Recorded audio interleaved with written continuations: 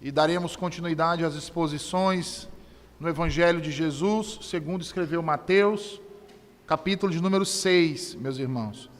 Mateus, capítulo 6. Vamos fazer uma leitura dos versículos 5 ao 8. Mateus, capítulo 6, versículos 5 ao 8.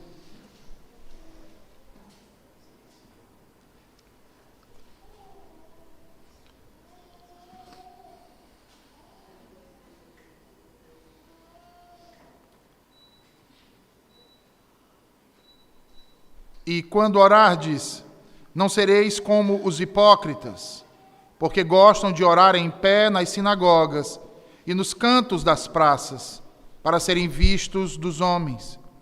Em verdade vos digo que eles já receberam a recompensa.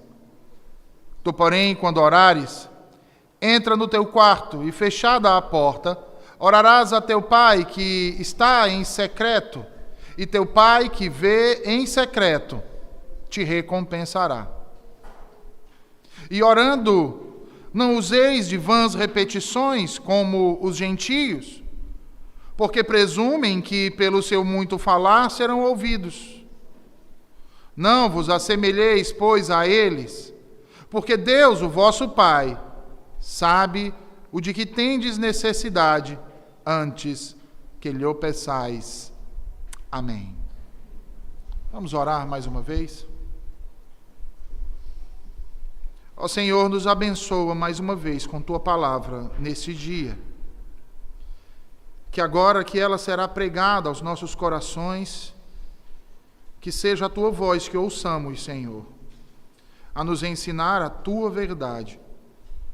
E que o Teu Santo Espírito a aplique nos nossos corações, de modo que sejamos transformados e nos tornemos mais semelhantes a Ti, ó Deus eterno. Nos abençoa no nome santo de Jesus e fala aos nossos corações. Amém e amém. Meus queridos, o puritano Thomas Watson dizia que a graça gera no cristão prazer em Deus e o deleite gera a oração.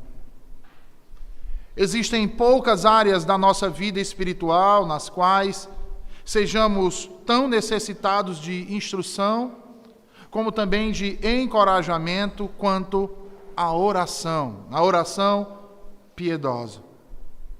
A oração é um dever que sustenta o mais básico afeto pela religião em nossas vidas, que nutre a sua própria força vital em nós.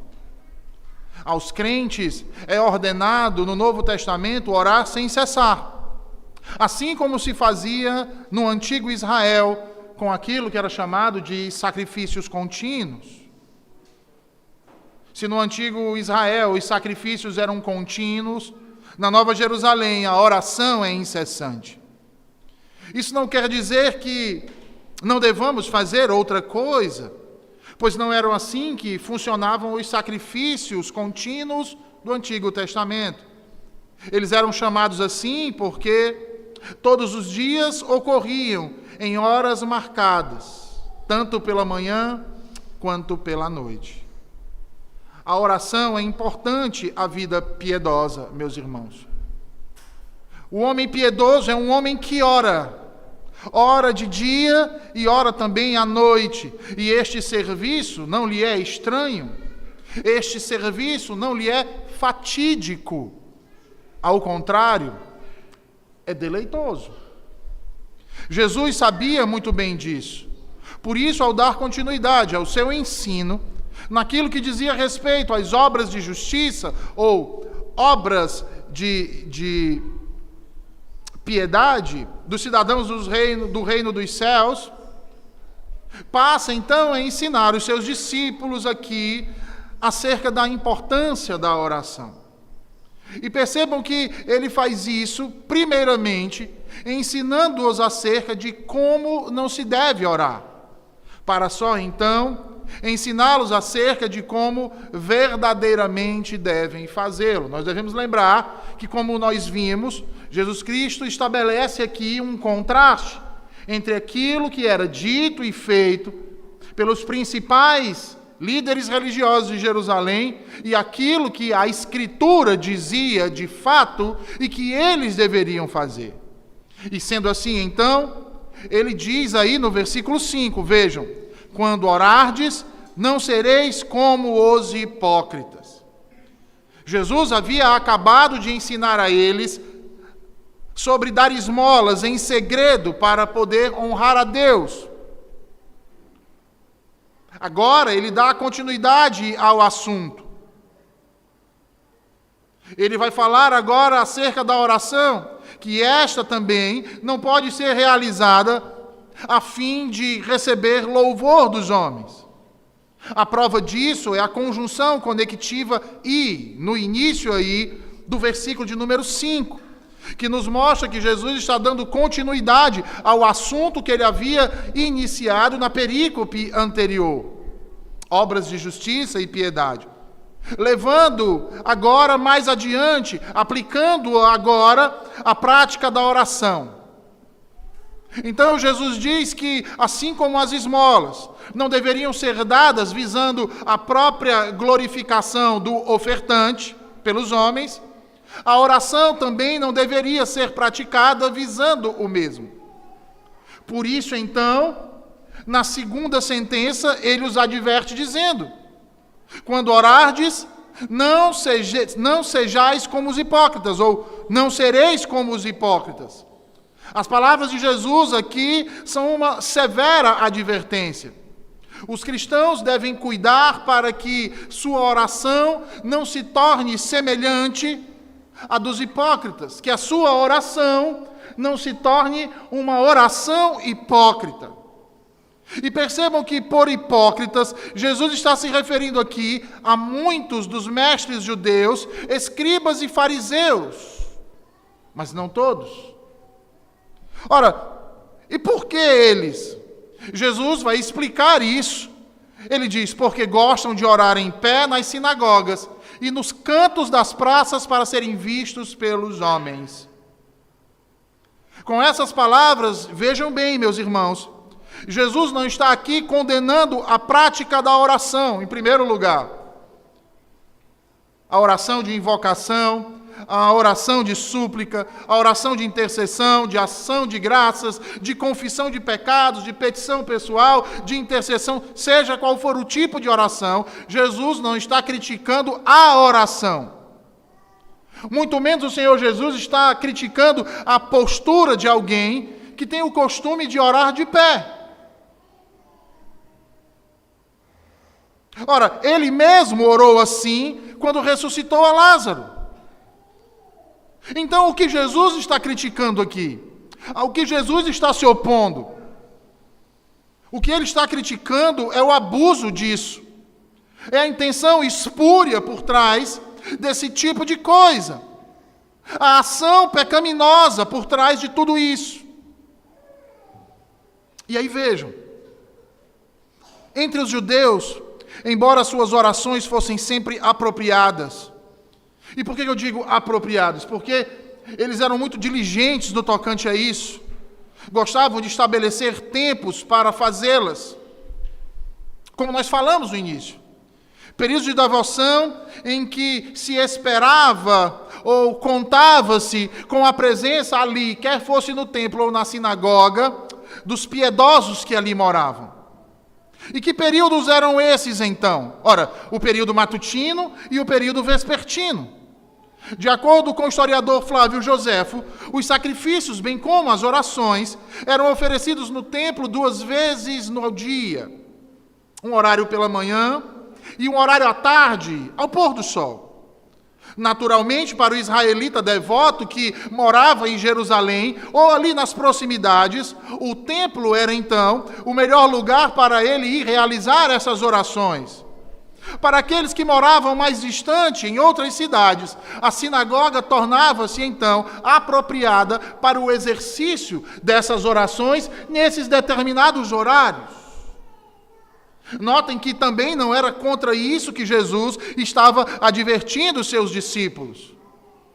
Jesus não está condenando aqui termos horários fixos de manhã ou à tarde ou de manhã e à noite para entrarmos em sua presença por meio da oração. Não, Jesus não está criticando isso.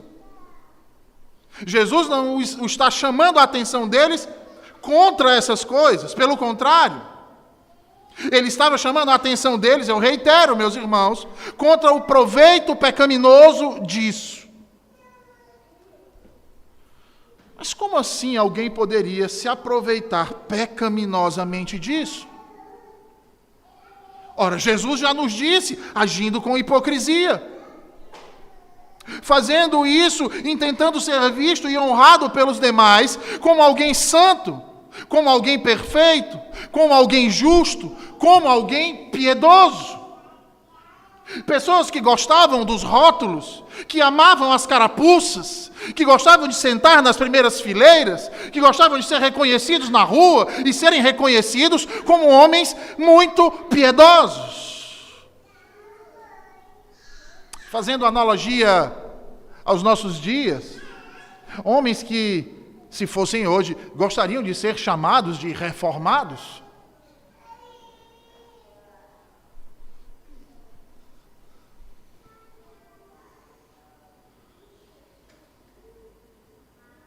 Sendo assim, vejam, eles estavam presentes nestes lugares, no templo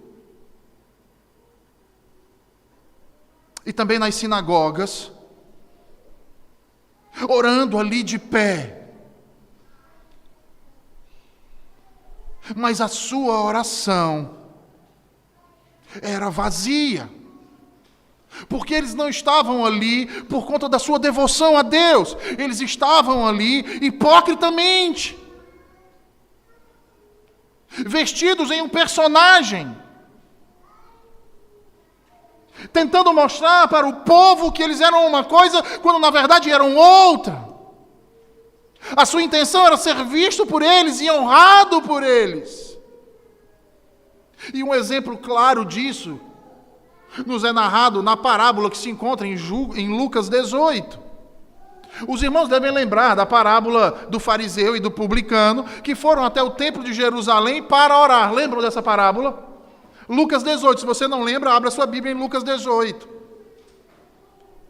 Você vai ver que lá Jesus diz que o fariseu, ao chegar no templo, posto de pé, às vistas de todos que estavam lá, uma vez que, diferentemente do publicano, que se afastou de tudo e de todos ao entrar no templo, o fariseu orava de si para si mesmo,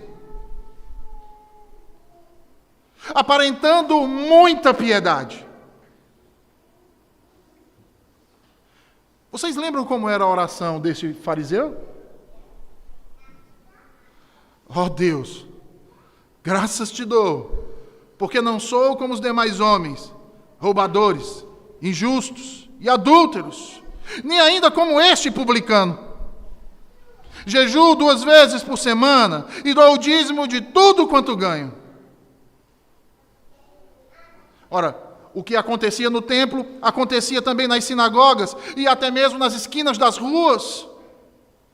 Por isso Jesus ressalta a predileção destes de se manter de pé ao orarem nas sinagogas, ao orarem no templo, ao orarem nas ruas, e não era qualquer rua, não era um beco, não era uma viela, eram as principais ruas, as mais movimentadas.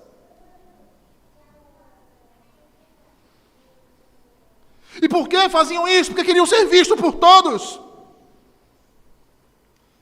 Queriam ser vistos como homens piedosos, homens santos, e receberem o louvor por isso.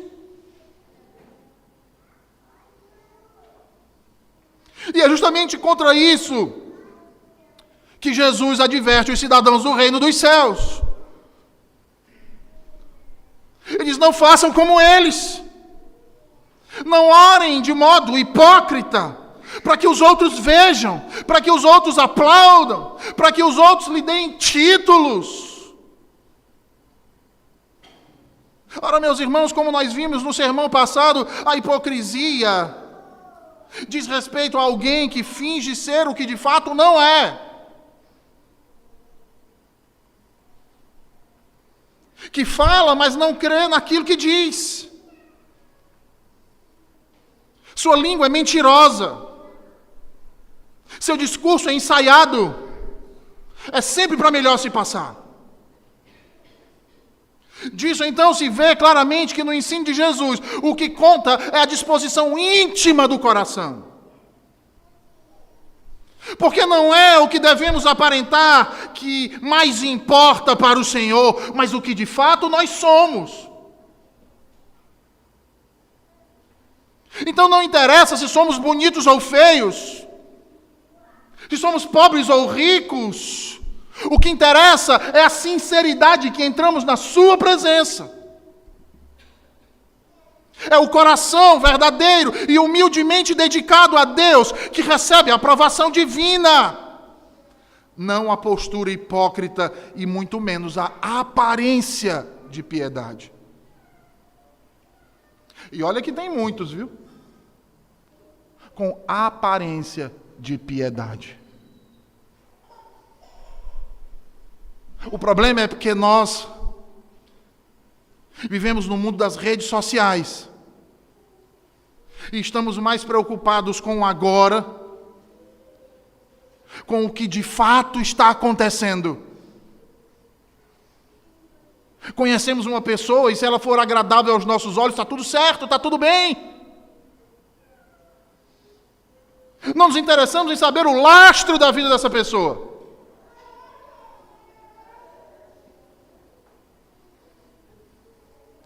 E deveríamos saber. Porque o que Jesus nos ensina, irmãos? Nós conhecemos uma árvore pelos seus frutos. Se o camarada vive de igreja em igreja, de lugar em lugar, de cidade em cidade, causando problema, o problema não são as igrejas. O problema não é o evangelho. O problema é ele. O problema está ancorado no coração dele. E nós precisamos olhar para isso. Porque não adianta entrarmos na presença do Senhor de modo hipócrita, irmãos. Querendo aparentar uma cara de santidade. Querendo aparentar uma cara de piedade. Por isso Jesus aqui chama a atenção dos seus discípulos a prestarem atenção. Eu estou dizendo, presta atenção, não hajam como os hipócritas, os mestres da lei e os fariseus, que gostavam de orar em locais públicos e bem movimentados para receberem o louvor dos demais. Jesus está dizendo, não hajam assim.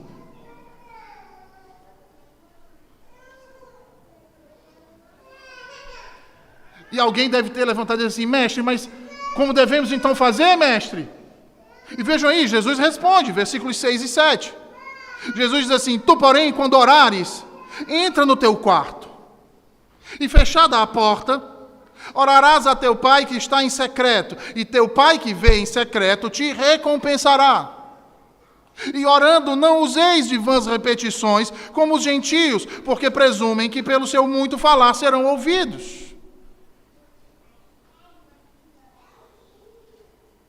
Vejam, irmãos, eu vou usar um termo de nossos dias, e que os irmãos certamente vão entender.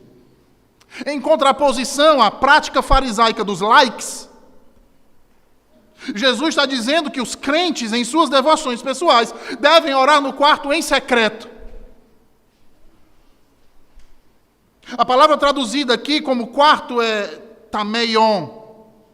E essa palavra diz respeito a um cômodo da casa, que se levarmos para o contexto de uma casa na Judéia do primeiro século, seria justamente o cômodo onde ficavam guardados os suprimentos da casa. Sabe como era esse cômodo? O cômodo não tinha janela. O cômodo era escuro, tinha apenas uma porta, e essa porta era a única porta da casa que poderia ser trancada. Por que era a única porta da casa que deveria ser trancada? Para evitar ladrões e salteadores roubassem os mantimentos daquela família. Então percebam que nas palavras de Jesus, esse cômodo torna-se aqui duplamente apropriado para ilustrar o que ele está ensinando. E o que ele está ensinando? Em primeiro lugar, que este é um local onde só pessoas íntimas podem entrar. Só quem tem a chave pode entrar. É um local privado, restrito da casa. Em segundo lugar, é um local onde ninguém que está fora pode enxergar quem está dentro. De fato, é um lugar secreto. Olha a importância disso. Percebam a importância disso que Jesus está dizendo aqui. Mas vejam, irmãos, este lugar secreto que Jesus fala não é literalmente um cômodo separado em nossas residências, mas sim um lugar secreto em nós mesmos, no nosso coração. Lembre-se que Jesus está contrapondo o quê? Uma ação hipócrita. Jesus não está contrapondo o ficar em pé para orar. Nem muito menos está se contrapondo em fazer isso em qualquer lugar. Se estivesse fazendo isso, nós teríamos uma aparente contradição entre o que Jesus está dizendo e o que disse o apóstolo Paulo em 1 Timóteo 2,8. Porque em 1 Timóteo 2,8, o apóstolo Paulo diz que os varões devem orar em todo lugar, levantando mãos santas, sem ira e sem animosidade. Mas por que Jesus diz isso? Ora, porque Jesus está falando da oração piedosa. Da oração que deve ser feita no recôndito da alma.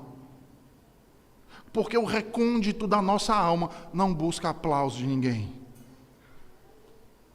O recôndito das nossas almas não pode ser ouvido pelos homens. Não pode ser alcançado pelos seus olhos, muito menos pelas suas palavras, mas é alcançado por Deus. Por isso Jesus diz: orarás a teu Pai que está em secreto, e teu Pai que vê em secreto te recompensará.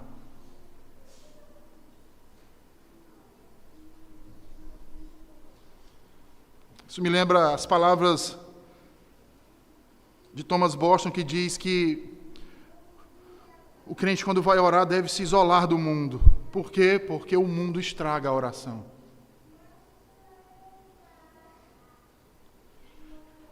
E quando eu olho e me lembro de Jesus orando, de fato, quantas vezes nosso Senhor não se retirou e foi sozinho à encosta de uma montanha para orar?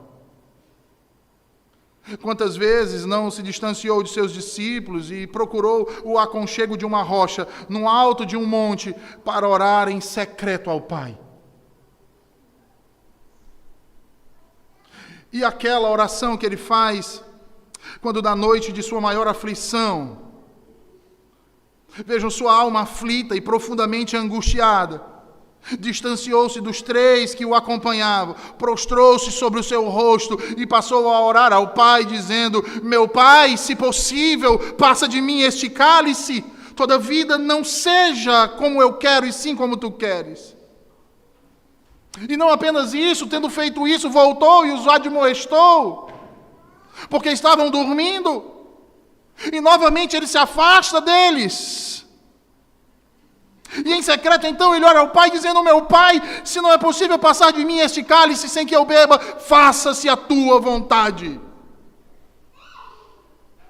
Lembram disso? Ora, se nosso Salvador fez isso, irmãos, quem somos nós para fazermos diferente?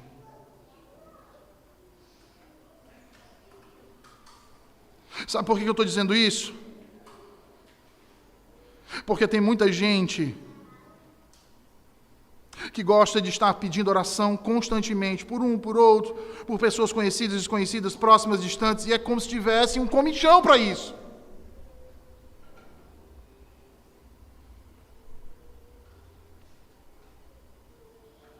Vocês não ouviram errado, comichão, não compaixão.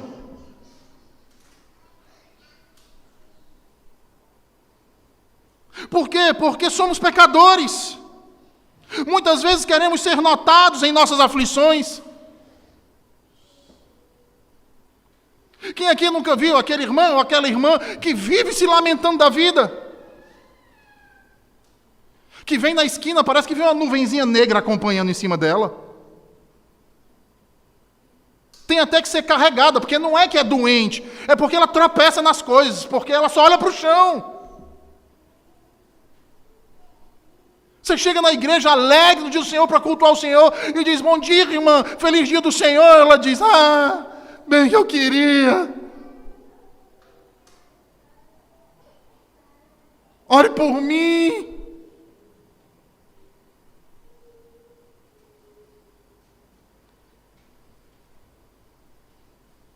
Eu estou tão mal. Está tudo dando errado na minha vida. Aí no dia seguinte a irmã posta foto na praia.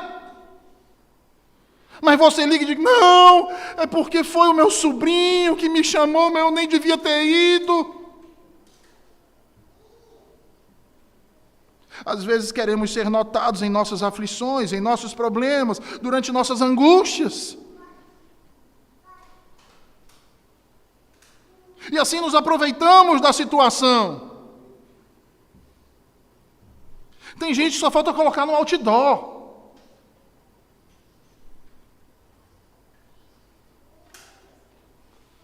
Jesus, no momento mais terrível e sombrio de sua vida, irmãos, no fragor da angústia pungente, antes de buscar a comiseração por parte de seus discípulos, clamando e suplicando ao Pai na frente deles, aos gritos, ele se retira em secreto e ora.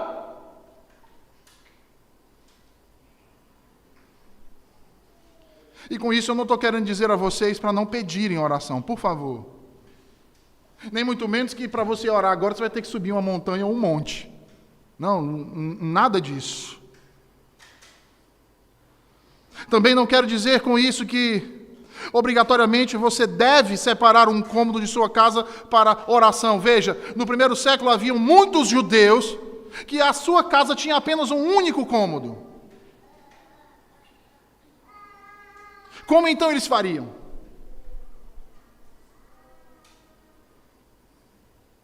A ênfase de Jesus aqui é quanto à sua atitude de mente, mas principalmente de coração, irmãos. A prática da oração. Você deve orar em secreto, e não existe lugar mais secreto que o fundo da sua alma. Porque ali é o lugar que ninguém vai notá-lo, exceto o Senhor. Exceto o Senhor. E o que o Senhor Jesus diz? Ele ouvirá e te galardoará. No grego, esse verbo galardoar, ou na sua versão pode ser que esteja recompensar, significa devolver aquilo que se recebeu, saldar uma dívida. Portanto, Deus considera a oração como nosso presente a Ele, o qual Ele nos devolve como dívida que Ele tem conosco e que Ele salda a nós a sua maneira divina. E sabe como é a maneira divina? Infinitamente mais do que tudo que pedimos e imaginamos. É assim que Ele nos responde. Infinitamente mais do que tudo que pedimos e imaginamos. Portanto, oraremos com a mente, sim, mas também com o coração. E ambos de modo sincero diante de Deus. E aí percebam que a sinceridade é requerida por Jesus aqui. É por isso então que ele passa a os advertir novamente quanto a isso. Dizendo nos versículos seguintes, vejam aí, versículos 7 e 8. Jesus diz, e orando, mais uma vez aí a conjunção, trazendo o mesmo assunto que ele estava falando anteriormente. E orando, não useis de vãs repetições, como os gentios, porque presumem que pelo seu muito falar serão ouvidos. Não vos assemelheis, pois, a eles, porque Deus, o vosso Pai, sabe do que tendes necessidade, antes que lhe peçais. Ora, os pagãos têm sido historicamente aqueles que recitam mantras. E muitos ditos cristãos têm tido prazer em repetir sílabas sem sentido, uma linguagem desconhecida, que não edifica ninguém, que não promove a glória de Deus, como se estivessem a exibir uma transcendência mística ou a manifestação de um dom sem finalidade alguma, além da confusão. Dentro dessa perspectiva, podemos dizer então que Jesus estava pensando nos escribas aqui, que por pretexto faziam longas orações. Não nos importa muito. Seja como for, o Senhor condena essa prática como sendo uma prática de caráter pagão. Por que uma prática de caráter pagão? Ora, os pagãos repetiam suas orações, porque eles imaginavam que quanto mais longa e mais estridente fosse a sua oração, mais também seria a sua chance de obter sucesso. Uma amostra disso é o que acontece na oração que fazem os sacerdotes de Baal. Lembra lá com Elias? Elias até zomba deles, diz assim, ele deve estar dormindo, orem mais alto para ver se ele acorda.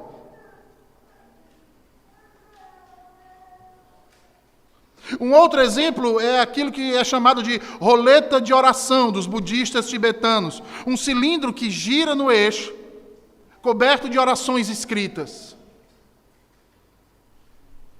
E o mais conhecido de nós, certamente, é o rosário ou o terço, usado, por exemplo, para conservar a conta de 5 dezenas de Ave-Marias, cada uma antecedida de um Pai Nosso, seguida de um Glória e, no fim, uma Salve Rainha. E ali fica o tempo todo com aquelas continhas e repetindo, e repetindo, e repetindo, e repetindo, e repetindo.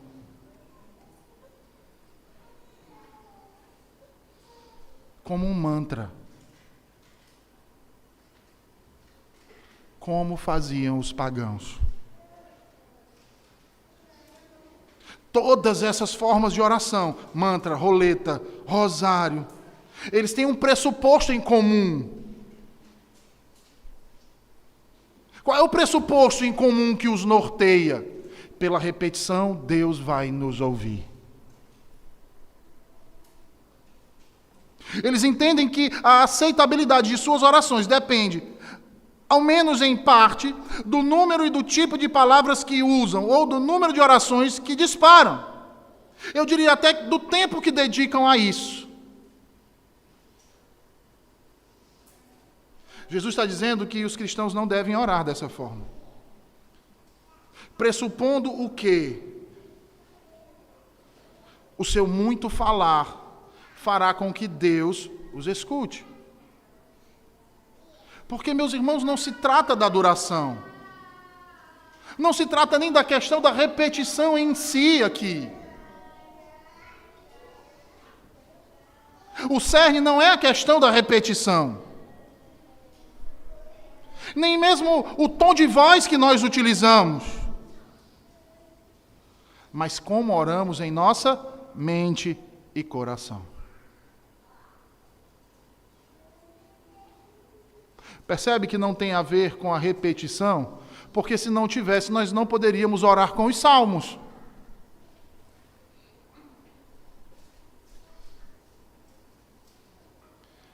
Mas para nós orarmos com os salmos, o nosso coração e a nossa mente precisam estar envolvidos com aquilo que está sendo dito. Porque se não estiver, eu estiver só repetindo como uma fórmula mística, Deus não vai ouvir. E não sou eu que estou falando, é Jesus.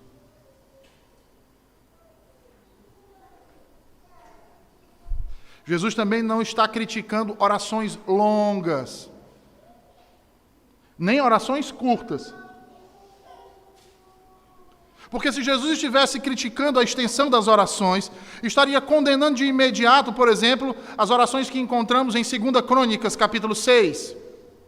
Neemias 9. Sem falar das mais notáveis e fervorosas orações registradas na Escritura, que são breves e concisas, tais como a de Moisés, lá em Êxodo 32, a de Salomão, por um coração que fosse sábio, a de Elias, a de Ezequias, a de Jabez, a de Agur, a do publicano,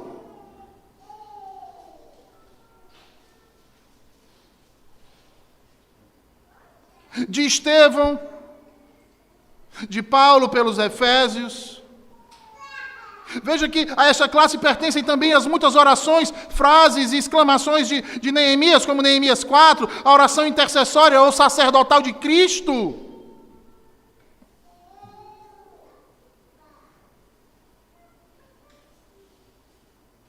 E o que dizer da oração do Senhor, por meio da qual ele ensinou os seus discípulos, e nós vamos começar a ver a partir do próximo domingo. Através dela, ele os ensina na prática como orar. E vejam que, sem dúvida, essa oração seria caracterizada como o quê? Como uma breve oração. Portanto, mais uma vez, irmãos, não se trata da repetição em si, nem da duração, nem muito menos da entonação, mas da sinceridade com que são feitas.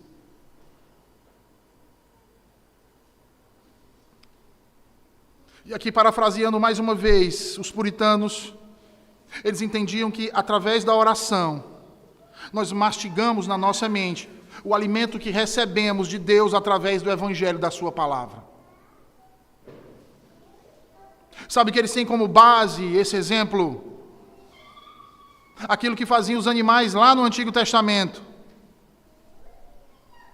que debulhavam o alimento e ficavam ruminando aquilo que eles haviam comido. Os animais que não faziam isso eram considerados imundos, não serviam. Aí Thomas Watson vai dizer que o cristão que não tem o que mastigar das verdades do Evangelho com a sua mente para orar ao Senhor, ele se torna como aqueles animais, imundo. A oração, meus queridos, é como regar uma semente. Ela faz com que os frutos da graça floresçam abundantemente no coração dos crentes. É por isso que, quando nós falamos de oração, ou de meditar na palavra de Deus, a palavra hebraica para isso significa intensidade, lembrar e reunir os pensamentos com intensidade. Logo, a oração não é um trabalho superficial, não é apenas balbuciar alguns pensamentos religiosos transitórios, ou quem sabe, copiar as palavras de alguém, ainda que essas não façam o menor sentido. Ela envolve uma fixação do coração no objeto e uma imersão nos pensamentos.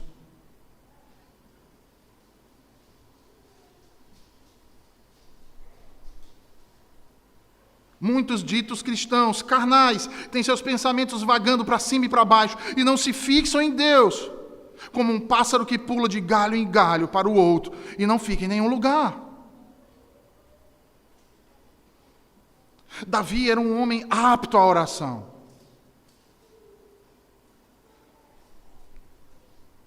Por quê? Porque constantemente ele afirma ao Senhor. Salmo 108, versículo 1. Firme está o meu coração, ó Deus. Na oração deve haver permanência dos pensamentos sobre o objeto. Um homem que viaja rapidamente por uma cidade ou vila está interessado em nada. Mas um artista que passa por elas, ele presta atenção a cada um dos seus detalhes. E as observa em todas as suas dimensões. Observa a simetria das construções, as proporções das ruas, a beleza das pessoas, dos transeuntes das ruas, daquilo que cerca aquela cidade. Ele se preocupa então quando vai transpor aquilo para a sua tela com a sombra, com a cor mais adequada, que procura expressar toda aquela realidade daquilo que ele conseguiu capturar. Assim deveriam ser também as nossas orações com aquilo que o Senhor tem nos dado na sua palavra.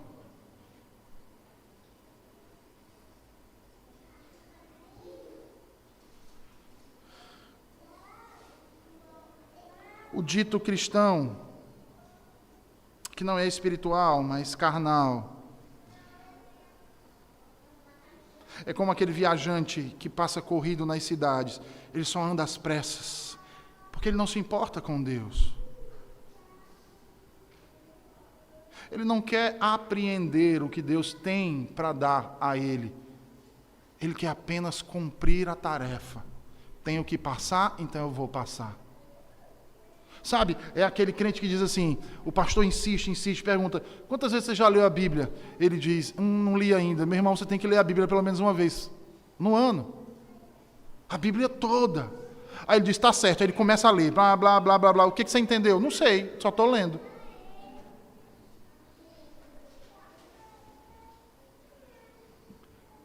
Crentes que entram e saem das igrejas, domingo após domingo, fazendo aqui a mesma coisa que estamos fazendo hoje, adorando ao Senhor. Que começam a ouvir o sermão, mas ao término não lembram mais nem o texto que foi lido no início. Porque a sua mente está longe. Seu corpo está aqui, mas a sua mente está em outro lugar. Não consegue observar, não consegue se deleitar naquilo que o Senhor está lhe dando.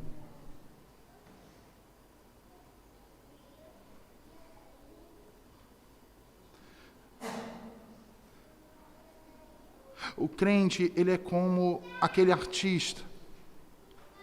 Ele olha para aquilo que Deus revela e ele procura observar cada detalhe.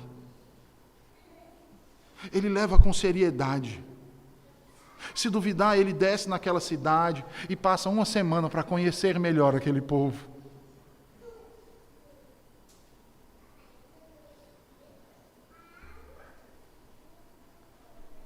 E é assim que devemos ser, meus irmãos. Um cristão que ora. Lembrem do que diz Jesus lá no versículo 5. Ele não diz se você ora. Ele diz quando você ora. Está implícito aqui que os crentes oram. Por quê? Porque não há cristianismo genuíno sem oração. Porque quem nasceu de novo, ele clama, Abba, Pai. Ele declara, eis-me aqui, Senhor. Ele suplica, ouve-me, ó Deus. Ele implora, volta-te, Senhor. Ele roga, até quando? E ele agradece, bendito sejas tu, Senhor.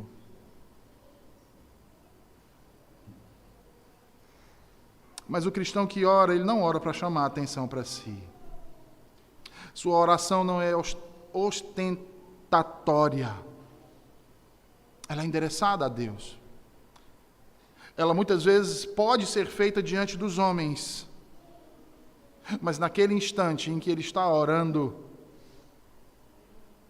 é Deus que ele enxerga na sua frente. A sua mente, o seu espírito chegam à presença do soberano Senhor.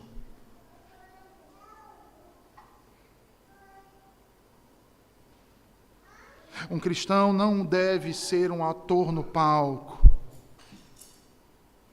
mas um pecador com um coração quebrantado. Porque a oração não é um discurso de ostentação, mas um derramar do coração diante de Deus. É uma conversa íntima com o Senhor eterno,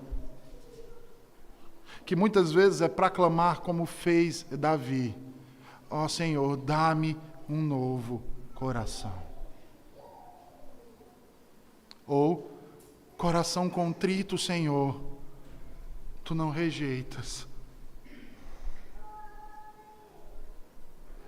Por último, um cristão não imita os pagãos, achando que multiplicando as suas palavras, repetindo-as, Deus vai ouvi-lo. Os pagãos repetiam com o fim de serem ouvidos por seus deuses. Mas essa não é a forma que o crente usa para que Deus o ouça. Ele procura o recôndito do seu quarto, tranca a porta e em secreto ora ao Pai. E o Pai em secreto, que o ouve em secreto, o responde e o galardoa. Spurgeon dizia que as orações cristãs são medidas pela sinceridade e não pela duração. Eu digo ainda mais para vocês. São medidas pela sinceridade. E havendo sinceridade, são mediadas por Cristo. Ainda que não sejam palavras, mas apenas gemidos. É graças a Ele que elas chegam então à presença do Pai. A mediação do Filho e de ninguém mais. Que o Senhor nos ajude. Vamos orar? Senhor, nós te agradecemos por Tua palavra nessa noite. Por nos falar sobre a oração, Senhor. Tão negligenciada por muitos em nossos dias. Mas que em nós, Senhor, isso não venha a ser negligenciado. E se foi um dia, Senhor, talvez até hoje mesmo, que venhamos a nos arrepender, Senhor, e começar ou voltar a nos colocar em Tua presença, com o âmago de nossas almas diante de Ti, em oração, mediados por Cristo Jesus, em nome de quem te oramos também agora, Senhor. Amém.